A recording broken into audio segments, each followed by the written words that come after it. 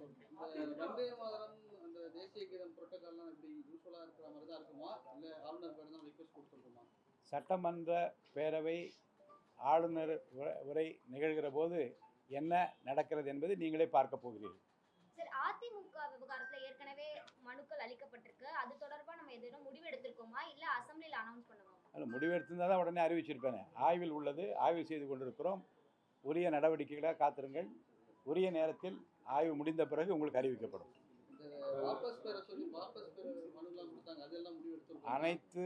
அனைத்து மனுக்களின் மீதும் அனைத்து கோரிக்கைகளின் மீதும் ஆய்வில் உள்ளது.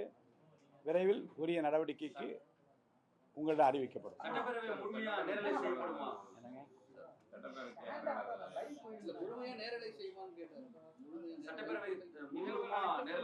மக்கள் இப்போது தமிழக மக்கள் பெரும்பான்மையை நிரூபிக்கின்ற அந்த காலகட்டத்தில் எல்லாவற்றையும் லைவாக பார்த்த பிறகு அதிகமாக சட்டமன்ற பேர் நடவடிக்கைகளை பார்க்க வேண்டும் என்ற விருப்பத்தை மக்கள் தெரிவித்துக் கொண்டிருக்கிறார்கள். குறிப்பாக இளம் வயதினர் இதுவரை அரசியலில் நேரடியாக தொடர்பில்லாமல் அவ்வப்போது செய்திகளை தெரிந்து கொண்டவர்கள் மிக ஆர்வத்தோடு நம்முடைய சட்டமன்ற உறுப்பினர், நம்முடைய அமைச்சர்கள், நாம் விரும்பி இன்றைக்கு பதவியில் அமர்த்தி இருக்கிற மாண்பு முதலமைச்சர் எப்படி இருக்கிறார் என்பதை நேரடியாக பார்த்து கொள்ள விரும்புகிறார் என்பதை நாம் அன்றாடம் தெரிந்து கொண்டிருக்கிறோம். செய்திகள் வந்து கொண்டே இருக்கிறது. இது பற்றி உரிய நடவடிக்கை உரிய நேரத்தில் நாம் எடுப்போம். சட்டப்பேரவையுடைய முதல் பெண் செயலாளர் உங்கள் பார்வையில் அமர்ந்திருக்கின்ற திருமதி சாந்தி அவர்கள் புதிய செயலாளராக பொறுப்பேற்றிருக்கிறார்.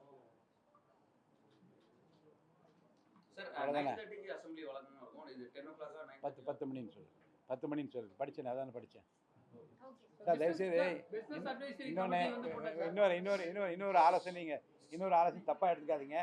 கையில் நான் ஏதாவது பேப்பர் படிச்சிருக்கேன்னா நீங்கள் என்ன பண்ணுறீங்க, நான் பேசுவதற்கு முன்பாக அது என்ன இருக்குது நீங்கள் எடுத்துக்கிறீங்க. அதெல்லாம் தவறுங்க.